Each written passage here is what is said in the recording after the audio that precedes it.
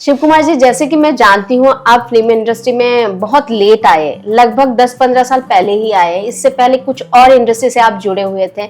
अचानक से मतलब क्यों ये डिसीजन लिया आपने कि फिल्म इंडस्ट्री से जुड़े आप? बिल्कुल, आपने ठीक बात कही है सपना जी। मैं लगभग 2014 में मैं इस इंडस्ट्री में आया। और उससे पहले मैं एक बड़ा ही कहूँ कि एक अच्छा बिजनेस कर रहा था। सीपीपी का काम था हमारा, सीपीपी का बिजनेस था। सीपीपी बोले तो कैपेटिव पावर प्लांट था। मतलब एक तरीके से 2020 के बाद ही आपका जो भी ये स्टूडियो से है टैप मीडिया स्टूडियो ज्यादा पिकअप रहा है। अब कोरोना के बाद में अधिकतर लोग, आपको मालूम, कईयों की तो इंडस्ट्री बंद ही हो गई थी। बंद ही हो गया था। कईयों की बंद हुई, कईयों ने क्विट कर दिया, कई बिल्कुल डाउन पे आ गए, वो आज तक उभर नहीं पाए हैं। लेकिन हम ये मानते हैं कि स्लो प्रोसेस है, लेकिन धीरे धीरे हम आगे बढ़ रहे हैं। और थोड़ा टाइम लगा, क्योंकि रिकवरिंग में टाइम लगती है हमेशा। अच्छा, और एक बात आपको, मुझे प्री प्रोडक्शन और पोस्ट प्रोडक्शन अभी आपने कहा, तो बहुत लोगों के अंदर कंफ्यूजन है। ये प्री प्रोडक्शन, हम तो प्री प्रोडक्शन कर रहे हैं, नहीं मेरा तो अभी पोस्ट प्रोडक्शन का काम चल रहा है, लेकिन दोनों में क्या अंतर है? बहुत लोगों को समझ के बाहर है। मतलब आप थोड़ा विस्तार से बताइए। देखो, ऐसा है, अगर आप इसके नाम को अगर डिफाइन करें, नाम को अगर थोड़ा सा वैसे पढ़ें, प्री मतलब पहला और पोस्ट मतलब बाद का। अगर हम देखें तो प्री प्रोडक्शन का मतलब है प्रोडक्शन होने से पहले का जो कार्य है, वो प्री प्रोडक्शन कैटेगरी में आ गया। जैसे ही हमने कोई प्रोडक्शन करना है तो उसके लिए पहले लिखना पड़ेगा कि प्रोडक्शन करना क्या है, शूट क्या करना है। ठीक है, तो हमारे को उसके लिए एक राइटर जो हमारी टीम में है वो लिखेगा उसके बारे में, अच्छा क्रिएटिवली लिखेगा। उसको हम पहले बनती है, उसको बोलते हैं वन लाइनर। फिर सिनॉप्सिस में कन्वर्ट हो गया, फिर उसके बाद में स्क्रिप्ट में कन्वर्ट हो गया, फिर स्क्रीन प्ले में कन्वर्ट हो गया, यानी उसकी भी कैटेगरी है। नमस्कार दोस्तों, मैं सपना आप सबका स्वागत करती हूँ हमारी पॉडकास्ट चैनल भारतीय संवाद में। जैसे कि आप लोग जानते हैं, हम हमारे चैनल में कुछ ऐसे लोगों को आप लोगों से रूबरू कराते हैं जो भारत देश के लिए कुछ करने की हुनर रखते हैं। जी हाँ दोस्तों, ऐसे ही एक शख्स आज हमारे साथ मौजूद है जिनका नाम है शिव कुमार शर्मा, जो दिल्ली के रहने वाले हैं और फिल्म इंडस्ट्री में काफी टाइम से जुड़े हुए हैं, फिल्म प्रोडक्शन हाउस चलाते हैं। नमस्कार शिव कुमार जी, आपका बहुत बहुत स्वागत है हमारे पॉडकास्ट चैनल में। नमस्कार सपना। सबसे पहले तो मैं आपसे ये जानना चाहूंगी कि आप अपने प्रोडक्शन हाउस के बारे में कुछ कहें। थैंक यू सपना जी, आपने मुझे यहाँ बुलाया और मेरे प्रोडक्शन हाउस के बारे में आपने कुछ इंटरेस्ट शो करा। मैं कोशिश करूँगा कि अपनी इस बारे में कुछ आप तक अपनी सारी की सारी बातें पहुँचा पाऊँ, लोगों को भी मेरी बात समझ में आए। देखो, सबसे पहले ये है कि अगर हम प्रोडक्शन हाउस की बात करें तो प्रोडक्शन हाउस को लेके लोगों को क्लैरिटी नहीं होती कि प्रोडक्शन हाउस मीन्स क्या। तो प्रोडक्शन हाउस के लिए मैं सिर्फ एक सरल शब्द में कहूँगा, ये इसको इस शब्दों में कहूँ, an audio visual production house, यानी जिसमें ऑडियो और विजुअल दृश्य को मिला के जो पिक्चर बनती है, जो वीडियो बनती है, वो प्रोडक्शन हाउस है। खाली ना तो वो फोटो होती है, ना ही खाली वो वीडियो होती है। ठीक है, तो ऐसा हम प्रोडक्शन हाउस है। इस प्रोडक्शन हाउस के अंडर में हम कई चीज़ें कर रहे हैं कई कंपनी के लिए, जैसे कॉर्पोरेट फिल्में बनाते हैं, हम एड फिल्म बनाते हैं, डॉक्यूमेंट्री बनाते हैं। और आजकल के टाइम में जैसे रिक्वायरमेंट हो रही है लोगों को कि आजकल तो कहते हैं सोशल मीडिया में कोई अवेलेबल नहीं है तो समझ लो अवेलेबल है ही नहीं, वो कहीं गायब हो चुका। बिल्कुल। तो सोशल मीडिया के लिए जिसकी जैसी रिक्वायरमेंट है, जो फेसबुक के लिए है, यूट्यूब के लिए है, इंस्टा के लिए है, या अदर प्लेटफॉर्म के लिए है, उन सब के लिए उनकी रिक्वायरमेंट के हिसाब से हम उनकी रिक्वायरमेंट को सुनने के बाद में उसका प्रोडक्शन करते हैं। ये अगर सरल शब्द में कहूँ तो ये प्रोडक्शन हाउस है। शिव कुमार जी, जैसे कि मैं जानती हूँ आप फिल्म इंडस्ट्री में बहुत लेट आए, लगभग 10-15 साल पहले ही आए। इससे पहले कुछ और इंडस्ट्री से आप जुड़े हुए थे। अचानक से मतलब क्यों ये डिसीजन लिया आपने कि फिल्म इंडस्ट्री से जुड़े आप? बिल्कुल, आपने ठीक बात कही है सपना जी। मैं लगभग 2014 में मैं इस इंडस्ट्री में आया। और उससे पहले मैं एक बड़ा ही कहूँ कि एक अच्छा बिजनेस कर रहा था। सीपीपी का काम था हमारा, सीपीपी का बिजनेस था। सीपीपी बोले तो कैपेटिव पावर प्लांट था। तो मैंने बड़े बड़े डीजी साइट के थ्रू बड़े बड़े एरिया में इलेक्ट्रिसिटी सप्लाई करते थे। बहुत अच्छा बिजनेस चल रहा था। बिजनेस को लेके मेरे को कोई दिक्कत नहीं थी, रेवेन्यू भी अच्छा था। लेकिन कहीं ना कहीं कहते हैं ना कि आदमी जब पैसा कमाने लग जाता है तो कहीं अनसेटिस्फाइड होने लग जाता है कि यार कि मैं जो कर रहा हूँ उसमें मेरा इंटरेस्ट नहीं है। पहले तो लोगों के मुंह से मैं सुनता था कि यार ये बस बेकार की बातें हैं, लेकिन मैंने खुद फील करा कि मैं कर रहा हूँ लेकिन मेरे पे इंटरेस्ट नहीं है। ठीक है, हर महीने पैसे भी आ रहे हैं, सारे काम चल रहे हैं, बैंक बैलेंस भी थोड़ा बढ़ रहा है, सब अच्छा लग रहा था, लेकिन कहीं अनसेटिस्फेक्शन लग रहा था। अब ये भी नहीं समझ में आ रहा था क्या करें क्या ना करें, कि क्या ऐसा करना है जिसमें मेरे को अच्छा लगेगा। तो उस दौरान में बस मेरे दिमाग में ये थी कि मैं भी कुछ अच्छा करूंगा समाज के लिए। लेकिन पता नहीं कहाँ से मेरे दिमाग में बात आ गई ये कि समाज के लिए अगर अच्छा करना है तो अच्छा माहौल क्रिएट करना पड़ता है, और अच्छा माहौल क्रिएट करने के लिए एक बहुत जो अच्छा जो तरीका है वो ये है कि लोग बाग जिससे इंस्पायर होते हैं वो फिल्म से होते हैं, देख देख के इंस्पायर होते हैं, देख देख के उनको समझ में आता है क्या सही है क्या गलत है। तो मैंने सोचा यार कुछ ऐसी चीज बनाऊंगा, नाटक वाटक बनाएंगे। अच्छा। हाँ, तो मैंने अपने जब सोचना चालू करा था कि मैं कैसे करूं कैसे नहीं करूं, ना तो मेरा कोई यार दोस्त ऐसा कोई फिल्म इंडस्ट्री में, ना मेरा कोई अड़ोसी पड़ोसी। अच्छा। कैसे करें, बड़ा कन्फ्यूजन था। लेकिन फिर एक बार बातों बातों मुझे मालूम चला था कि मेरे जो ब्रदर इन लॉ हैं वो कभी बॉम्बे गए थे। अच्छा। वो क्योंकि वो सीनियर जर्नलिस्ट थे, बड़े सीनियर जर्नलिस्ट लेवल पे उन्होंने काम किया था। तो मैंने उनसे कहा, मैंने कहा सर मेरे को जो है ना कुछ काम करना है ऐसा, और मैं कोई टीवी सीरियल बनाना चाहता हूँ। तो कहते हैं कि बहुत पैसा लगेगा। मैंने कहा जो पैसा लगेगा कोई बात नहीं, प्रोसीजर बताओ। तो उन्होंने कहा कि आप अपने मन में कुछ चीज़ सोच लो, क्या बनाना क्या नहीं बनाना, बॉम्बे में जाएंगे उसका कॉपीराइट करवाएंगे, और कॉपीराइट करवा के आगे प्रोसीजर चालू कर देंगे। तो मैंने तुरंत सारी की सारी चीज़ मैनेज करी और बॉम्बे पहुंच गए।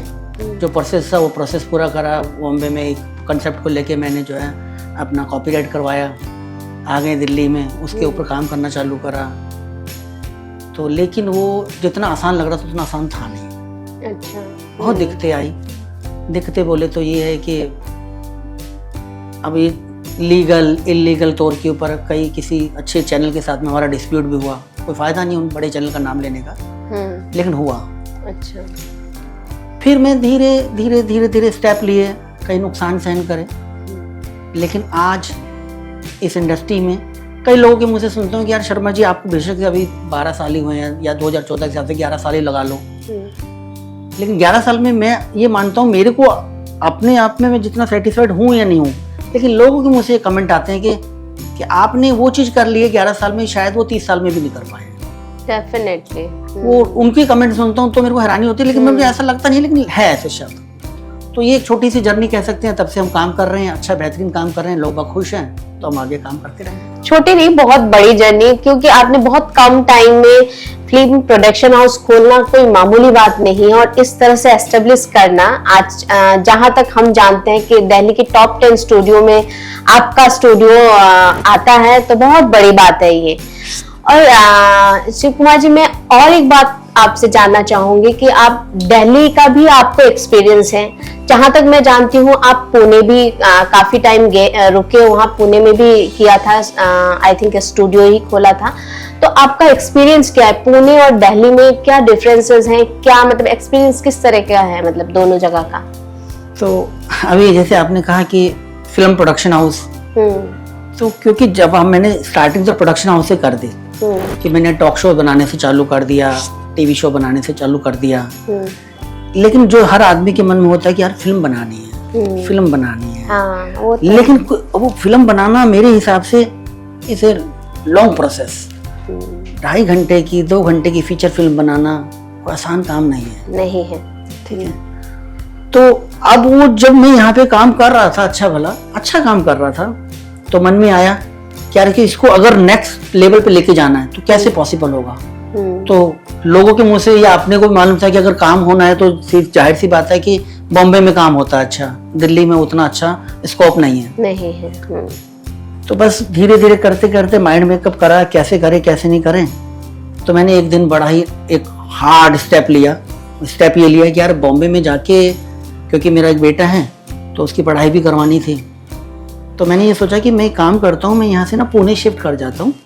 पुणे से बॉम्बे दूर भी नहीं है, मैं प्रोडक्शन हाउस का काम भी अच्छे से, फीचर फिल्म का काम भी अच्छे से कर पाऊंगा, और मेरे बेटे की पढ़ाई भी ढंग से हो जाएगी। तो मैंने धीरे धीरे करते करते पैकअप करना चालू करा और एक दिन यहाँ से पूरा का पूरा पैकअप करके पुणे में शिफ्ट कर गए। पुणे में आराम से शिफ्ट करके बच्चे का वहाँ पे एडमिशन करवा दिया, अपना वहाँ पे ऑफिस बना लिया, बॉम्बे में आना जाना चालू कर दिया। लेकिन बहुत जल्दी धीरे धीरे लगने लगा कि यार शायद मैंने बहुत जल्दी स्टेप ले लिया, ये इतना जल्दी नहीं लेना चाहिए था, क्योंकि जैसा रिजल्ट चाह रहा था वैसे रिजल्ट नहीं आ रहे थे, नुकसान होने चालू हो रहे थे। और अभी मैं कुछ और करता या कुछ और हो सकता है कुछ उस जगह पे टिकता, लेकिन जैसा सबके साथ हुआ, एक बहुत बड़ा एक कहते हैं कि भयंकर सा एक कोरोना काल आ गया। कोरोना काल आ गया, बिल्कुल। तो कोरोना काल ने तो फिर हमारी पूरी की पूरे हिला दिया, चेंज कर दिया, सोच को चेंज करा। उन्होंने कहा नहीं यार अब यहाँ पे नहीं हो पाएगा, तो फिर मैं वापस दिल्ली आया। अच्छा। पूरा का पूरा वहाँ से सेटअप सब चीजें बंद करी, नुकसान हुआ, कोई बात नहीं, ये एक तो प्रोसेस है लाइफ का, कोई बात नहीं। क्योंकि अपना सोचना यही है कि हाँ जी कि money loss is nothing lost, health loss is something lost और character loss is everything lost. बिल्कुल। तो इस बात को फोकस करते हमने कहा यार कोई बात नहीं है, सब चीज़ें चलेंगी। तो अब यहाँ पे आके फिर से मैं 2020 के बाद में फिर से दोबारा से हमने सारी की सारी चीज़ें सेटअप करी और धीरे धीरे करते करते फिर से लाइन पे आ गई ये चीज़ें। मतलब एक तरीके से 2020 के बाद ही आपका जो भी ये स्टूडियो से है टैप मीडिया स्टूडियो ज्यादा पिकअप रहा है। अब कोरोना के बाद में अधिकतर लोग आपको मालूम है कईयों की तो इंडस्ट्री बंद ही हो गई थी, बंद ही हो गया था, कईयों की बंद हुई, कईयों ने क्विट कर दिया, कई बिल्कुल डाउन पे आ गए, वो आज तक उभर नहीं पाए हैं। लेकिन हम ये मानते हैं कि स्लो प्रोसेस है, लेकिन धीरे धीरे हम आगे बढ़ रहे हैं। और थोड़ा टाइम लगा, क्योंकि रिकवरिंग में टाइम लगती है हमेशा। कोई भी कहते हैं ना कि चीज ऊपर से नीचे आने में जो सेकंडों का टाइम लगता है, ऊपर चढ़ने में उसको टाइम लगता है। टाइम लग रहा है, लेकिन हो रहा है बहुत मतलब एक तरीके से आपका एक्सपीरियंस है, कोविड ने थोड़ा सा डाउन कर दिया, लेकिन फिर भी आप हारे नहीं ना। ये बहुत बड़ी बात है कि एक तो बिजनेस माइंड है ही आपका और उसमें दिल में कुछ डिफरेंट करने की जुनून जो है वो आगे लेके जा रहे हैं। शिव कुमार जी, आपके प्रोडक्शन हाउस के प्रोसेस कैसे होते हैं, मतलब किस तरह से आप काम करते हैं? देखो सपना जी, ऐसा है कि इसके लिए मैं कहूँगा कि भाई प्रोडक्शन हाउस में हमारा काम वीडियो प्रोडक्शन करने का है, लेकिन इसमें ना अगर हम प्रोसेस ना इसमें दो तरीके के होते हैं। एक है कि हम जिनके लिए कंटिन्यूसली काम करते रहते हैं कि भाई जिनका वीडियो प्रोडक्शन है, जिनके लिए हम प्रोडक्ट के लेके एड फिल्में बना रहे हैं, कंटिन्यूसली चल रही है, ठीक है, चाहे वो किसी भी लेवल की हो, प्रोडक्ट कोई भी हो, वो एक हो गया जिनके लिए चल रहा है। लेकिन कुछ लोग ऐसे भी होते हैं हमारे से जो जिनके लिए हमारा प्रोसेस होता है कि आज ऐसे देश में, हमारे देश में कई लोग ऐसे हैं कि जो समाज में एक अच्छा माहौल क्रिएट करना चाहते हैं, या उनको भी इस लाइन में आने का मन है, दोनों चीजें हैं, उन लाइन में आने का मन भी है। लेकिन अब उनको लाइन में आने का मन तो है, उनके पास में फाइनेंस है, पैसा है, लेकिन उनको ये नहीं मालूम कि काम कैसे करें, क्या करें, कैसे चालू करें, किससे बात करें। तो उस जगह के ऊपर वो हमारे पास में आते हैं, प्रोडक्शन हाउस में आते हैं, वो ये कहते हैं कि सर हमारे को जो है ना ये चीज़ हमारे मन में, हम ये फिल्म बनाना चाहते हैं, या ये हम ये टीवी सीरियल बनाना चाहते हैं। तो हम उनकी सारी की सारी बातें सुनते हैं, समझते हैं, फिर हमको कहते हैं कि ठीक है सर, जो आप कह रहे हैं इसका जो मकसद है इसको हम आगे इम्प्लीमेंट कर सकते हैं, छोटी छोटी करेक्शन बता के कि ये चीज़ ठीक जाएगी, ऐसे जाएगी, ऐसे जाएगी। उनके साथ में सारा डिस्कशन करने के बाद में फिर वो हमारे को एज ए, समझ लो कि वो तो हो गए फाइनेंसर, एज ए प्रोड्यूसर वो हमारे को as a production house hire करता है कि आप हमारे लिए ये चीज जनरेट करो, पैसा हम देंगे आपको। तो फिर हम उनके लिए सारी चीज बनाते हैं। जैसे फिर उसके बाद में वो जो उसने सोच बताई है, उस सोच को लेके एक हमारा जो स्क्रिप्ट राइटर है स्क्रिप्ट लिखेगा, स्क्रीन प्ले लिखा जाएगा, फिर उनसे अप्रूवल ले लिया। अप्रूवल लेने में फिर हमारे जो क्रिएटिव डायरेक्टर है, उस डायरेक्टर को लेके, क्योंकि एक डायरेक्टर चाहिए होता है उसको असली जामा पहनाने के लिए, फिर वो डायरेक्टर ने काम करा, क्योंकि हमारे पास में सारे लोगों की टीम है, प्रोफेशनल लोगों की टीम है। क्रिएटिव डायरेक्टर ने अपना काम करा, डायरेक्टर फोटोग्राफर ने अपना काम करा, फिर लोकेशन कहाँ कहाँ शूट होनी है, उस लोकेशन पे शूट होना है, प्रोफेशनल आर्टिस्ट के साथ में शूट करनी है, ठीक है। तो वो सब चीज़ों को बनने के बाद में पहले एक हुआ हमारा प्री प्रोडक्शन, उसके बारे में सारा डिस्कशन, फिर प्रोडक्शन, फिर पोस्ट प्रोडक्शन, एंड में फाइनल प्रोडक्ट आता है जो देखने के लायक में या किसी को दिखाने के लायक होता है, जिससे कि रेवेन्यू जनरेट होता है, जिससे उसके जो पैसे हैं उसके वो पैसे रिकवर हो जाए, रिकवर भी हो जाए और कुछ पैसे उसको मिल भी जाए, और समाज में जैसा वो माहौल चाह रहा है वो माहौल भी हो जाए। ये एक नॉर्मल प्रोसेस है जो हमारे प्रोडक्शन हाउस का प्रोसेस है। मतलब कहने का मतलब ये है कि हमने देखा है कि बहुत सारे फाइनेंसर है, पैसे तो होते हैं उनके पास, लेकिन उनको जानकारी नहीं होती है। तो ऐसे लोग अगर प्रोडक्शन उनको काम करने के लिए कोई ऐसे प्रोडक्शन हाउस से जुड़ना चाहिए जिससे उनको सारी चीजों की नॉलेज हो। मतलब ऐसे प्रोडक्शन हाउस को देंगे तो वो अपने तरीके से वो जो भी वो बनाना चाहते हैं, सीरियल हो, फीचर फिल्म हो, तो वो आगे बढ़ा सकते हैं उनके। देखो सपना जी, ये बिल्कुल आपने ठीक कही कि आप ये करें कि ऐसा करते हैं और ऐसा करना चाहिए। मैं भी कहता हूँ ऐसा होना चाहिए। लेकिन ये हमारा देश का दुर्भाग्य है कि होता क्या है कि एक जिसने पैसा धीरे धीरे करते करते इकट्ठा करा है, पैसा उसका मेहनत का पैसा है, और मैं कह रहा हूँ उसे हो सकता है उसके पास में पीछे से भी आया है, चाहे उसके मतलब कि पुश्तैनी भी आया है पैसा, लेकिन पैसा तो पैसा है ना, उसका पैसा उसका खराब नहीं होना चाहिए। तो कई बार कुछ लोग ऐसे हैं जो इस इंडस्ट्री के बारे में प्रॉपर जानते नहीं हैं, लेकिन उनका मेन मकसद क्या है कि किसी ऐसे व्यक्ति को अपने साथ में झूठ मूठ का फरेब ऐसा जाल क्रिएट करके कि हम तो आप आओगे तो ये कर देंगे, क्योंकि ग्लैमर की इंडस्ट्री है, उनको ग्लैमर शो हो कर देते हैं, और ग्लैमर उनकी आंख में एक ऐसा जाल बिछा देता है कि उनको सिर्फ वो ग्लैमर ग्लैमर ग्लैमर नजर आने लगता है। लेकिन उसका रिजल्ट क्या होता है मैं बता देता हूँ, क्योंकि उसका रिजल्ट मैंने लोगों के मुंह से सुना है। अब होता है कि भाई किसी भी चीज की अगर कोई भी चीज प्रोडक्ट बनाता है बंदा, फिल्म प्रोडक्शन एक अलग चीज है, कोई भी प्रोडक्ट बनाता है उस प्रोडक्ट के लिए एक एक्चुअल वैल्यू होती है। अब उस एक्चुअल वैल्यू से अगर कोई चीज तुम ज्यादा के बना दोगे तो उसकी कोई रिटर्निंग नहीं है। तो मैं जब उनसे मैं पूछता हूँ, वो कहते हैं कि सर हमने तो फिल्म तो बना ली है, कुछ नहीं, उसका रिजल्ट कुछ नहीं है। तो मैं कहता हूँ सर इसकी कितनी प्रोडक्शन पड़ी, वैल्यू कितनी है? वो कोई कहता 8 CR पड़ी, कोई कहता 6 CR पड़ी। मैं हैरान होता हूँ कि वो जो 6 करोड़ रुपए जिस चीज की वैल्यू बता रहे हैं उसकी 6 करोड़ रुपए तो किसी भी हालत में नहीं हो सकती, लेकिन उस आदमी को बेचारे को बेवकूफ बना दिया। उस आदमी को नॉलेज नहीं थी, तो कुछ ऐसे बंदों के बीच में फंस गया, तो उन्होंने तो अपने पैसे निकाल लिए, और उसके हाथ में बस वो ऐसी चीज पकड़ा दी जो हकीकत में मिट्टी है, जो किसी भी भाव पे बिकेगी नहीं। बहुत होता है ऐसा। ऐसा बहुत होता है। तो ये दुर्भाग्य में तो, क्योंकि अपने जितने भी मित्र हैं जो इस काम को करते हैं, मैं उनको एक बात कहूंगा, ऐसा काम ना करो, क्योंकि आपके कारण लाइन खराब होगी, आने वाला जो फाइनेंसर है वो भाग जाएगा। ऐसा काम ना करो, काम करो, जेन्युइनली काम करो, जेन्युइनली काम करो। एटलीस्ट उसको इंटरेस्ट के तो पैसे उसको रिटर्निंग हो कि हाँ जी जितने पैसे उसके लगाए हैं उसको ये तो तसल्ली लगे कि हाँ जी मैंने जो चीज बनाई है उसके मेरे को जितनी रिटर्निंग हो गई, तो उसकी मूल तक भी उसको नहीं रिटर्निंग, ये गलत है। तो मैं यही कहूंगा कि अगर कोई भी फाइनेंसर है तो बड़ा सोच समझ के किसी ऐसे व्यक्ति के थ्रू नॉन टू आदमी के पास में जाए जिसने कुछ प्रोजेक्ट कर रखे हैं, बिल्कुल ऑलरेडी प्रोजेक्ट कर रखे हैं, उसको बकायदा उसको मार्केट में उसकी देखे, वैल्यू उसकी देखे कि कहीं ठीक है, गलत तो नहीं है, कुछ ऐसा तो नहीं है, इसका पास एक्सपीरियंस उसका कुछ कम तो नहीं है। तो ये सब चीजें करेगा तो मेरे हिसाब से उसके लिए बेहतर है। बिल्कुल बिल्कुल सही कहा आपने, क्योंकि बहुत होता है आजकल मार्केट में ऐसे बहुत घूमते रहते हैं जो मतलब कोई मिलेगा फाइनेंसर, हाँ ठीक है इनके पास पैसे है तो बस इनको यूज कर लो, बस यही होता है। और उनको नॉलेज नहीं है, इसलिए वो लोग ऐसे लोगों के नहीं, उनको बनाने की क्रेज है तो ऐसे लोग, हालांकि उनको ऐसे कोई प्रोडक्शन हाउस से ही जुड़ना चाहिए। बहुत अच्छी बात है, ये हमारे दर्शकों को भी जानना बहुत जरूरी है, और जो लोग हैं उनको भी जानना बहुत जरूरी है। शिव कुमार जी, आपने अपना प्रोडक्शन हाउस का नाम टैब मीडिया स्टूडियो रखा, क्या इसके पीछे भी कोई रीजन है? नहीं, ऐसा कोई बहुत बड़ा रीजन नहीं है, लेकिन मैं फिर भी थोड़ा सा इसके बारे में भी कहूँगा। कि चीज क्या थी कि एक तो लोगों को सबसे पहले तो मन में ये है कि टैब क्या है, टैब टैब है क्या? टैब तो मतलब कि प्रोडक्शन मीडिया स्टूडियो भी समझ में आ गया, प्रोडक्शन हाउस भी समझ में, टैब क्या है?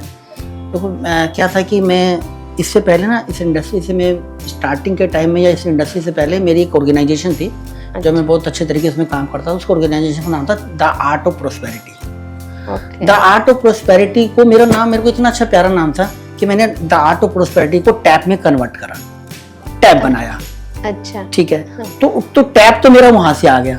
और मीडिया स्टूडियो है क्योंकि ना अब जब मैंने ये सोचा कि खाली मेरा काम, जब मैं आ रहा था बड़े बड़े स्टूडियो को हायर करके काम करता था, तो मुझे को ये भी फील होता था यार कि कई बार ना हमारे को छोटा सा ही शूट करना होता था, तो उसके चक्कर में हमारे को बड़े स्टूडियो हायर करने पड़ते, जिसके करने में अननेसेसरी बजट बढ़ जाता था हम लोगों का। बिल्कुल हाँ। और छोटे स्टूडियो इतनी मतलब कि या तो दूर पड़ते थे या वो इतनी फैसिलिटी नहीं देते नहीं।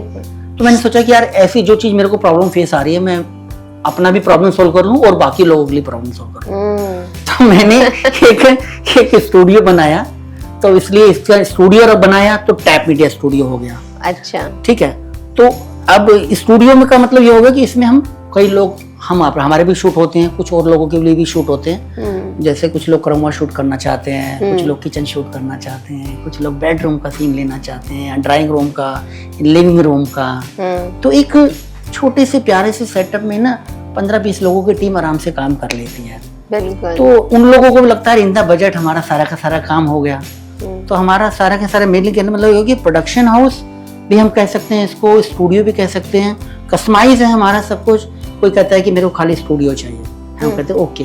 कोई कहता है मेरे को यार स्टूडियो के साथ में मेरे को इक्विपमेंट भी चाहिए, हम कहते हैं ओके वो भी ले लो। कोई कहता है यार हमारे को पोस्ट प्रोडक्शन भी चाहिए, हम कहते हैं चलो वो भी चाहिए। तो जैसा चीज चाहिए हम उसको उस तरीके की फैसिलिटी देके उसका काम करते हैं, बेहतर तरीके से काम करते हैं, कर रहे हैं, अच्छा चल रहा है। अब इसमें भी एक चीज और भी मैं आपको बता दूं कि होता क्या है कि हम जब लेते थे अधिकतर लोग हमारे को कहते थे यार फुल डे का ये चार्जेस है।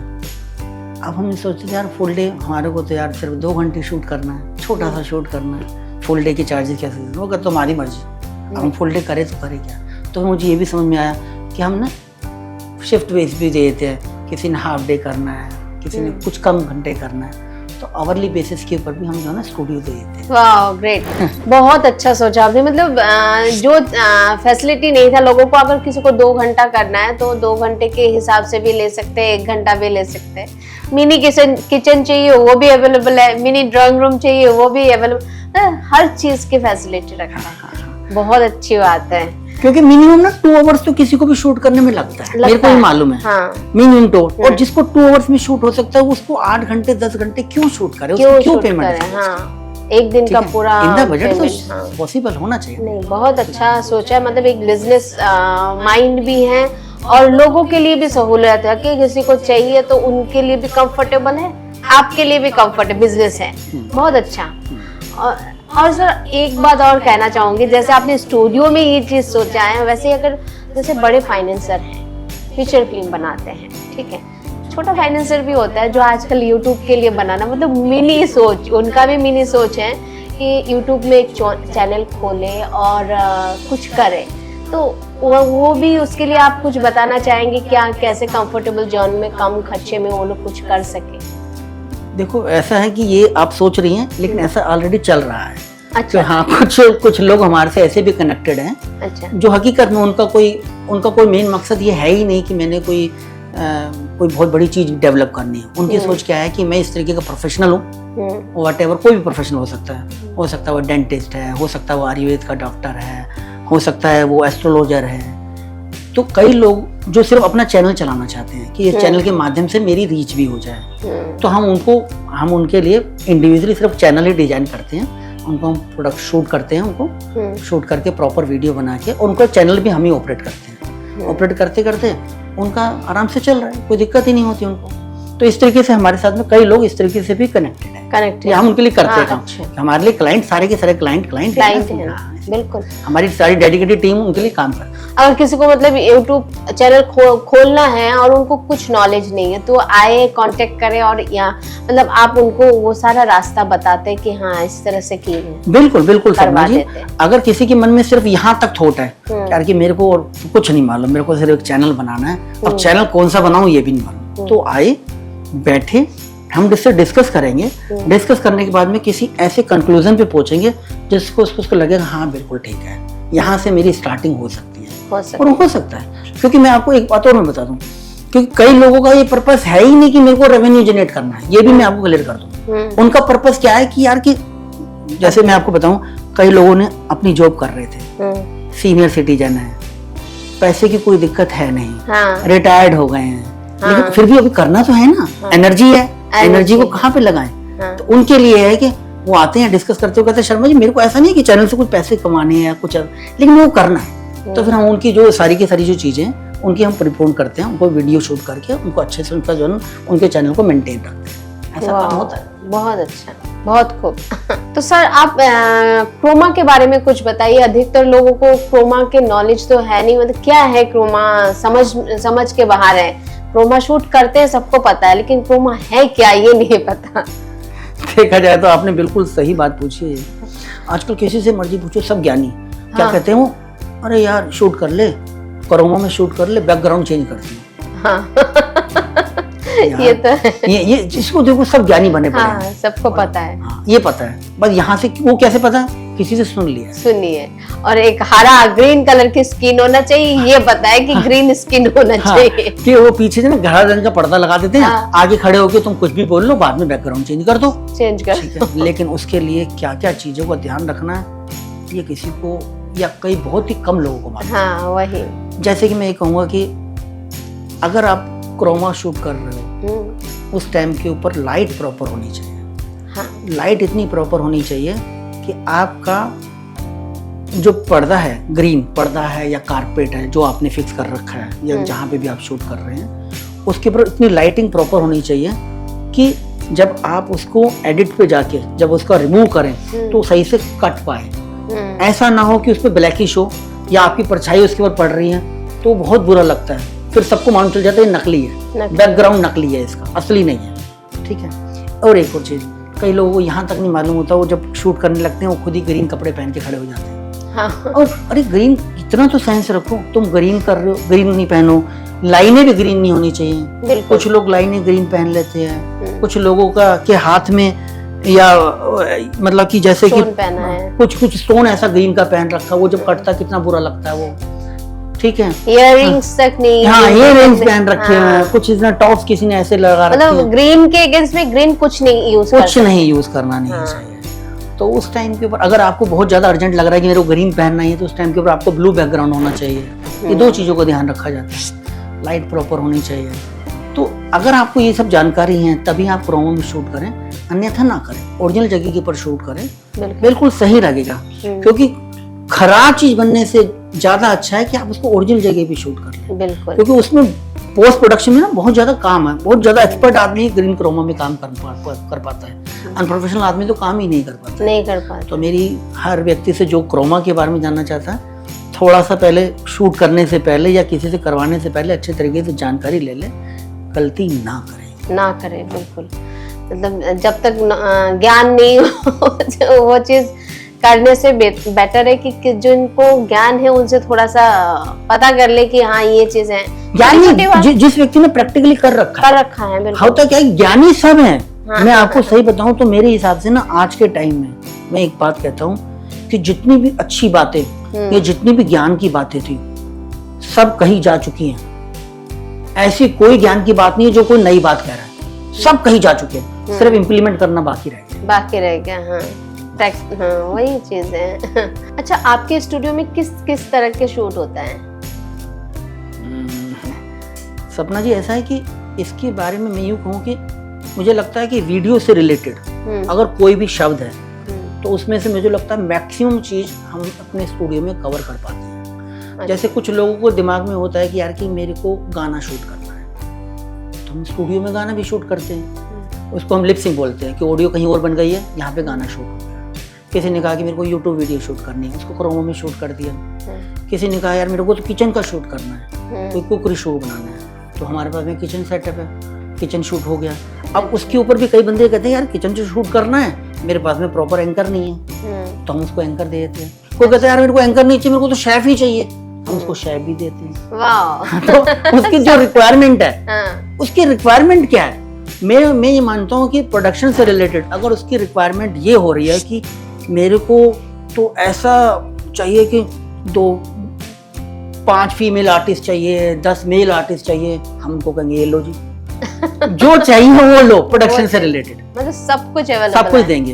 तो इसमें अलग अलग तरह की कैटेगरी होती है।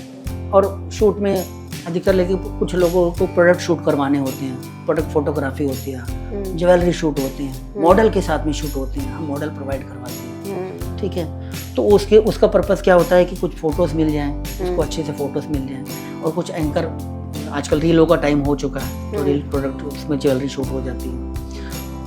आजकल कपड़ों के बड़े ब्रांड चल रहे हैं, कपड़ों के ब्रांड के लिए हम शूट करते हैं कि हमने उनको कहा कि आप अपने सिर्फ अटायर भेज दीजिए, हम अपने मॉडल के साथ में शूट करके भेज देंगे। तो ये हर तरीके के शूट जो मेरे लगता है कि मेरे दिमाग में अभी आ भी नहीं रहे, आप अगर कहेंगे तो मेरे को लगता है मैं करता हूँ, वो सारे के सारे शूट होंगे। और आजकल तो पॉडकास्ट का टाइम बहुत ज़्यादा चल रहा है। हाँ, पॉडकास्ट पीक पे चल रहे हैं। कुछ लोग हमारे स्टूडियो में पॉडकास्ट करवा रहे हैं। अब पॉडकास्ट में भी उसमें भी 3 लेवल हो गए। किसी ने कहा स्टूडियो दे दो, ओके। किसी ने कहा कि प्रोडक्शन भी करके दे दो, ओके। किसी ने कहा कि पोस्ट प्रोडक्शन भी दे दो, ओके। किसी ने कहा नहीं यार मेरे पास तो एंकर भी नहीं है, उस जगह पे भी उसके लिए भी पॉडकास्ट के लिए भी एंकर दे देते। तो जैसे चाहे, मेल चाहिए, फीमेल चाहिए, मॉडल चाहिए, जैसे चाहिए वैसे हमारा प्रोडक्शन सब कुछ हमारी जिंदगी। अच्छा, और एक बात आपको, मुझे प्री प्रोडक्शन और पोस्ट प्रोडक्शन अभी आपने कहा, तो बहुत लोगों के अंदर कंफ्यूजन है, ये प्री प्रोडक्शन, हम तो प्री प्रोडक्शन कर रहे हैं, नहीं मेरा तो अभी पोस्ट प्रोडक्शन का काम चल रहा है, लेकिन दोनों में क्या अंतर है? बहुत लोगों को समझ के बाहर है, मतलब आप थोड़ा विस्तार से बताइए। देखो ऐसा है, अगर आप इसके नाम को अगर डिफाइन करें, नाम को अगर थोड़ा सा वैसे पढ़ें, प्री मतलब पहला और पोस्ट मतलब बाद का। अगर हम देखें तो प्री प्रोडक्शन का मतलब है प्रोडक्शन होने से पहले का जो कार्य है वो प्री प्रोडक्शन कैटेगरी में आ गया। जैसे ही हमने कोई प्रोडक्शन करना है तो उसके लिए पहले लिखना पड़ेगा कि प्रोडक्शन करना क्या है, शूट क्या करना है, ठीक है। तो हमारे को उसके लिए एक राइटर जो हमारी टीम में है वो लिखेगा उसके बारे में, अच्छा क्रिएटिवली लिखेगा। उसको हम पहले बनती है, उसको बोलते हैं वन लाइनर, फिर सिनॉप्सिस में कन्वर्ट हो गया, फिर उसके बाद में स्क्रिप्ट में कन्वर्ट हो गया, फिर स्क्रीन प्ले में कन्वर्ट हो गया, यानी उसकी भी कैटेगरी है, ठीक है। स्क्रीन प्ले सारा का सारा लिखे होने के बावजूद, हाँ ये लिखा गया, अब लिखे होने के बावजूद उसमें सीन में लिखा हुआ है कि हाँ जी कि ये शूट फार्म हाउस में शूट होना है या रोड पे शूट होना है, उसके लिए लोकेशन सर्च करना, क्योंकि लोकेशन जब तक सर्च नहीं करोगे तो कैसे शूट होगा, ठीक है, बिल्कुल। तो वो शूट करना। अब आप एक शब्द सुनोगे कि अगर हम कहते हैं ना, एक उसने लिखने वाले ने लिख दिया कि भैया बंदे ने पहली मंजिल से छलांग लगाई, ये तो लिखने में तो एक सेंटेंस है, लेकिन उसको वहां से कुदा के दिखाने के लिए जितना भी वर्क करना पड़ेगा कि जिसको कैमरा कैसा जाना चाहिए, उसके लिए हाँ जी कौन सी लोकेशन होनी चाहिए, नीचे जब बंदा गिरेगा तो उसको चोट नहीं आनी चाहिए, उसकी सारी तैयारी, यानी वो प्री प्रोडक्शन की कैटेगरी में आती है।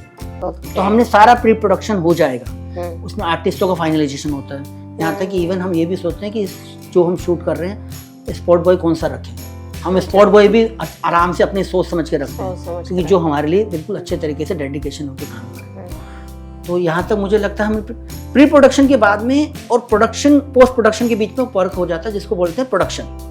क्योंकि हमने प्री तो कर लिया, प्रोडक्शन करेंगे, यानी जो चीज हमारे कागजों पे आई है, जो चीज हमने पहले तैयारी करी है, उसका हम प्रोडक्शन करें। उस लोकेशन पे जाके शूट करना, उस लोकेशन पे डायरेक्टर का पहुंचना, कैमरामैन का पहुंचना, आर्टिस्ट का पहुंचना, एक एक चीज का पहुंचना, और उसको उस चीज को जो लिखा है एक कहो कि कैमरे के अंदर कैद करना, उसको हम बोलेंगे प्रोडक्शन। तो कैमरे में कैद हो गया, एक डिजिटल फॉर्मेट में हमारे पास में आ गया। और वो डिजिटल फॉर्मेट में आने के बाद में हमारे सिस्टम में उसको कॉपी कर लिया। अब जब यहाँ तक कॉपी हो गई, प्रोडक्शन का काम हो गया। अब हमने उस सिस्टम जो बनाया है उसको हमने बाद में जो काम करना है उसको निखारना है, ठीक है। क्योंकि अगर 30 सेकंड की भी अगर एक ऐड बनती है तो उसके लिए हमने शूट करा 3 घंटे का। 3 घंटे की ऐड में से 30 सेकंड की ऐड निकालनी है, तो 3 घंटे में से तो टिपिकल जॉब है, कौन सा शॉट लगना है, कौन सा कहाँ लगना है, पहले क्या आएगा। ऐसा नहीं है कि हमने कोई शूट में जो आप पहले देख रहे हैं कि पहले वाला सीन जो आया वो पहले शूट हुआ है, हो सकता है वो बाद में हुआ है। पहले वाला सीन हमने सबसे लास्ट में लिया है और पहले वाला और सबसे लास्ट वाला सीन सबसे पहले लिया है, ठीक है। तो ये सब सारी की सारी चीजें सोची जाती हैं, फिर उसको सही से निखारना, जिसको हम इसे बोलते हैं चीफ एडिटर। तो चीफ एडिटर का काम है, चीफ एडिटर बैठता है, उसके बारे में अच्छे तरीके से सारी की सारी लाइनअप करता है, एक कट निकालता है, फिर डायरेक्टर उसके साथ में बैठता है, फिर उसको ठीक करवाता है, फिर वो एक कट निकलने के बाद में फिर वो म्यूजिक में जाता है, फिर उसके बैकग्राउंड म्यूजिक लगेगा, कहीं जरूरत लग रही है तो फोले भी लगेगा, कहीं जरूरत पड़ रही है तो सब चीजें काम करना है, वो पोस्ट प्रोडक्शन की कैटेगरी। पोस्ट प्रोडक्शन में तो सारी की सारी चीजें होने के बाद में जो चीज आती है तब जाके कोई प्रोडक्ट आपके सामने आता है, ऐसे ही कोई चीज आप सामने आनी है। मुझे लगता है मैं अपनी बात आप तक पहुंचा पाया हूँ। मुझे तो समझ में आया शिव कुमार जी, और मुझे लगता है हमारे दर्शकों को भी समझ में आया कि प्री प्रोडक्शन और पोस्ट प्रोडक्शन में क्या डिफरेंस होता है। और आज आप यहाँ पर आके इतना जानकारी दिया हमें प्रोडक्शन से रिलेटेड, क्रोमा शूट हो या यूट्यूब चैनल हो, एक बड़ा प्रोडक्शन करने के लिए, प्रोडक्शन हो या एक छोटा सा प्रोडक्शन यूट्यूब के लिए हो, इसके लिए कोई भी एक प्रोडक्शन हाउस से जोड़ना बहुत ज़रूरी है। जैसे कि दिल्ली में अवेलेबल है टैप मीडिया स्टूडियो, आप लोग इनसे कांटेक्ट कर सकते हैं और एक बेहतर से बेहतरीन प्रोडक्शन करने के लिए जुड़ सकते हैं। थैंक यू शिव कुमार जी, धन्यवाद दर्शकों। तो विदा लेते हैं, नमस्कार।